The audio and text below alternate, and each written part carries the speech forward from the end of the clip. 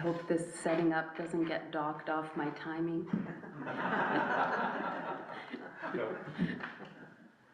Take as much time as you want. I did have a little clock I can time myself to make sure I don't go over. Okay. Yeah, I'm all serious about timing.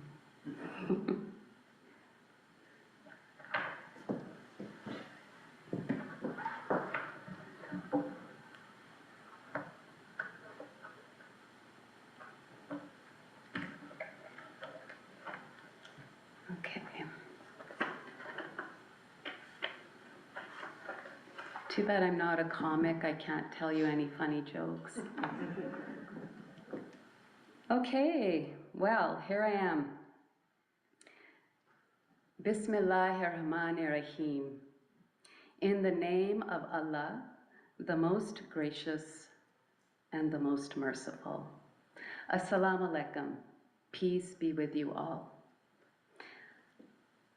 I'd really like to thank Peter for inviting me today to share my reflections with all of you. Such a beautiful space, and thank you for all the lovely welcome and the music. Incredible. Somewhere Over the Rainbow, I loved your rendition. It's beautiful. I'm here to speak about a mixed backpack of hope. And I'd like to begin by this quote. It's going to appear on the screen soon. Quote, "People speak of hope as if it is this delicate, ephemeral thing made of whispers and spiders' webs. It's not. Hope has dirt on her face, blood on her knuckles, the grit of the cobblestones in her hair, and just spat out a tooth as she rises for another go." By Matthew at Crow's Fault. This has been floating around in the social media space, and it's a quote that I came across and I just absolutely loved it. So let me share a little bit about myself. Peter did a beautiful job of my whole background, which is wonderful. I want to share about pivotal moments in my life. I was born and raised in Golden, British Columbia.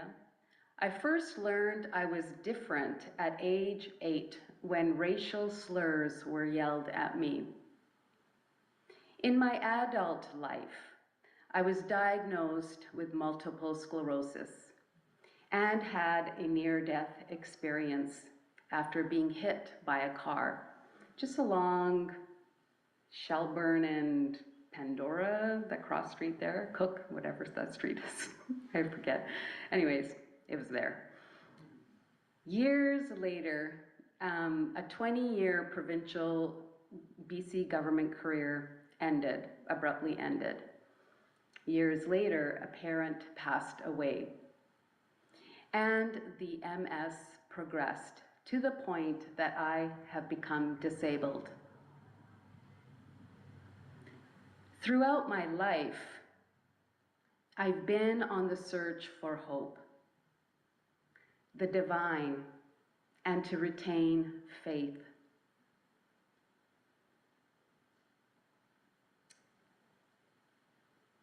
I would be remiss of not mentioning for a moment here about things that are going on globally. So I will not name names, but what's happened in the US with the result of the elections. I usually say Voldemort is over there. And what we see here is a racist, sexist person, but the image I cannot get out of my mind is of this man who stood on the podium, on the stage, and made fun, visibly, physically, with his face and his body of people with disabilities. That image has remained stuck in my head. But what's most disappointing to me is that this individual got votes, that people voted for such a person. I would be remiss of not recognizing and mentioning that genocide continues all over the world in different places. And there are wars and there are deaths. So where's hope? When people like this, who voted for this person or this person who got elected, still exist, or people conduct wars and genocide still exist.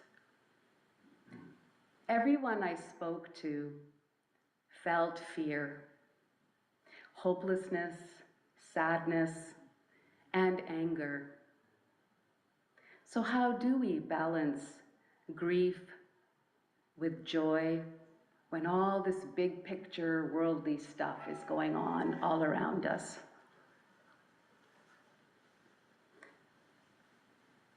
What I did was I held space. Through daily gratitudes, I have my Facebook page and I do daily gratitudes as best as I can. I journal, I meditate, I hold conversations, and I find spaces for humor, like watching Keeping Up Appearances with my mom, or Everyone Loves Raymond. We hold space for hugs, hold space for family and friends. I realized I have to focus on what's in my realm. Somebody mentioned with the pebbles about within the realm, within the space. So I return to these questions. Where's my hope? Where's faith? How do I show up? How to balance my grief with joy? Every year, I have an annual visit with the MS clinic in Vancouver. At UBC is where the MS clinic is that I go to. I visit my neurologist there. And so earlier this year, I got my backpack, went on to well, now it's the Wilson Connector, I used to call it PCL, the Wilson Connector bus, and bussed out to see my neurologist in Vancouver. So he told me, after reviewing my MRI, there are no new lesions on my brain or my spine. That's the good news. But the MS and disability are progressing.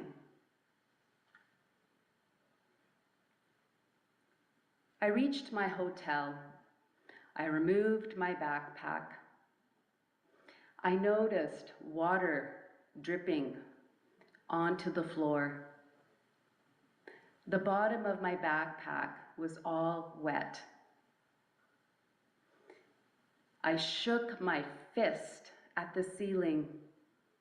Why can't I get a break? I dropped the backpack to the floor, opened it, and pulled out a half-empty water bottle with the lid loose. I quickly emptied that backpack, took out all my clothes, took out whatever was in there, and I pulled out my neurologist's reports, which were now damp. I scrambled to the bathroom as fast as my MS-ified legs could carry me, pulled the blow dryer off the side of the wall near the sink, and madly dried the papers, the neurologist's papers. I returned to where my backpack lay. I slumped onto the nearby chair and looked up at the ceiling again and yelled, "Why are you doing this to me?" I sobbed. And it wasn't one of those, pretty sobs. It was one of those wide mouth, silent sobs, crying. Cried over all the dreams that I once had are now lost. And I yelled again, "Where's hope, Allah?"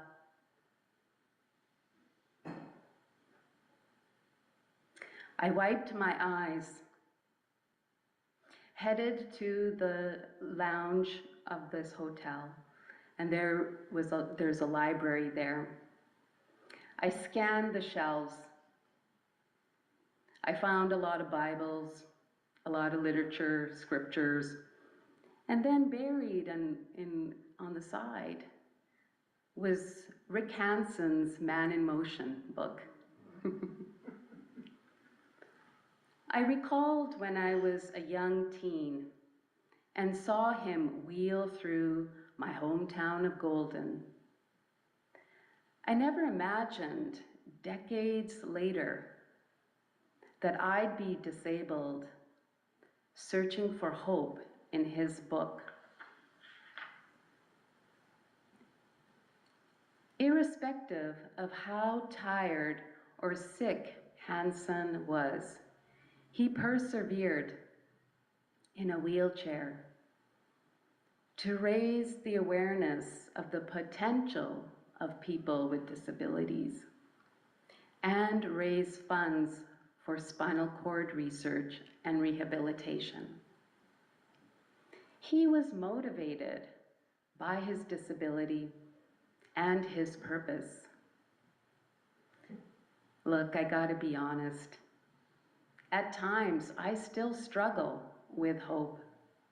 When Canada continues to have one of the world's highest MS rates, there's still no cure, and there are hidden costs with medications, mobility devices, accessible homes, care, cars that are either partially covered or not covered at all by insurances, by governments, or what I call our sick care system, also known as healthcare. So where's my hope? After reading Rick Hanson's book, I decided to Google, good old Google, hope and Islam. I found the word, it's in Arabic, tawakkul. Tawakkul is an Islamic principle that means to trust in the divine's plan. The trust of the believers is simply living one day at a time and not worry about what tomorrow will bring. I recall once being asked, how has MS changed me in terms of faith at CSRS? Might have been Peter, maybe it was our mutual friend, Paige. Although having MS means dealing with change every day, it's not constant. I have good days, I have bad days. Today is a good day. What remains constant are my beliefs in Allah, the Prophet Muhammad, peace be upon him, my being Muslim, the Quran, and prayer. I have to be honest here too. I have wondered about the divine. I've been curious. But what remains is that I still have these beliefs, and these things have not changed in my life. My faith, in fact, has grown stronger because of MS. So I went back to that bedroom, found that water bottle, tightened the lid of that half water bottle, half-filled water bottle. And then I prayed in whatever way I could and held space for hope gratitude, and tears. And I have to acknowledge it's okay to cry. It's okay to have the fears. It's okay to have uncertainty. It's okay to have those tears flow. The key is, how do you come out of that? Upon returning to Victoria, I reconvened my routines, and then I saw it, hope. Hope is at this gym that I go to 2 to 3 times a week. It's called Move Adapted Fitness at Neuromotion. It's just located on Blanchard and Topaz. It's the only gym in Victoria that has specialized adapted fitness center and equipment for people with varying physical abilities. My the gym, my gym mates, they show up every day and they move forward every day based on their capabilities, no matter their circumstances. At this gym, I met another person who has MS. He's in his late 70s and he's in a wheelchair. And one day, as we were leaving, he said to me, "I've been watching you. You're doing really good." And I'm like, "What?" And I said, "Really? I don't feel like it. I feel like my legs are dragged. All I have is an image in my head. My legs are dragging, my arms are dragging, and I'm doing the weights and doing the exercise bike, and I don't feel like I'm doing well at all." And he said, "No, you are. You're doing really well." And then he said to me, "Have you heard of the 1% rule?" And I said, "No, tell me about that." The 1% rule is do whatever you can of 1% in the day. Perhaps it's just moving your fingers back and forth. Perhaps it's just lifting your thumb or your forefinger, whichever fingers you want, your index fingers, whatever, except don't swear with it, maybe. Perhaps it's moving your toes up and down. Perhaps it's just moving your arms up and down. Whatever your 1% is, do that every day. And that 1% adds up to 7% for the week. That 7% adds up to 28% per month. And then my math goes downhill because I can't multiply what the whole year would be. And you will see that it all adds up, that 1%. And I thought, wow, what a beautiful analogy. I love this idea. Whatever I can do each day, 1% is to move forward. I took that analogy I told it to my neurologist. I said, "Have you heard about the 1%? He's like, "No, tell me." So I told him this whole story and he loved it. And he said, "Only people with disabilities will understand." And I was like, "Yeah, but I think anybody can understand this. We get so overwhelmed with so much that we just need to think about that 1%. I also read about it, hope. Susan Simmons, who has MS, I learned later, swam the Juan de Fuca Strait to support the MS community when the MS Society shut down here in Victoria in 2016. This resulted in the creation of the MS Wellness Centre of Vancouver Island. So I have learned, no matter the circumstances, when one has a strong sense of purpose, one does not give up. It's about how we show up day to day, whether it's small, the 1%, or big, like the Juan de Fuca. It's about showing up. Look, we're gonna fall. We're gonna get dirty, like that quote. But it's all about rising up again. I also love this 1%. It reminds me of a passage from the Quran. That's the Muslim Bible. From chapter 6, verse 286, is translated as, Allah does not burden any human with more than they are able to handle. That's one of my favorite passages. And that also to me represents the 1%. Hope is all around us when we look for that. So, my source of hope is my faith. Hope, gratitude, strength, purpose, all comes from my faith. So, coming back to the questions that I started with, how will you show up? How do you find hope and faith? What's your 1%? I look forward to our dialogue. I know there's a forum, and I welcome any comments or questions. And I'd like to thank you very much again for making space to hear me, and thank you again, Peter, for inviting me.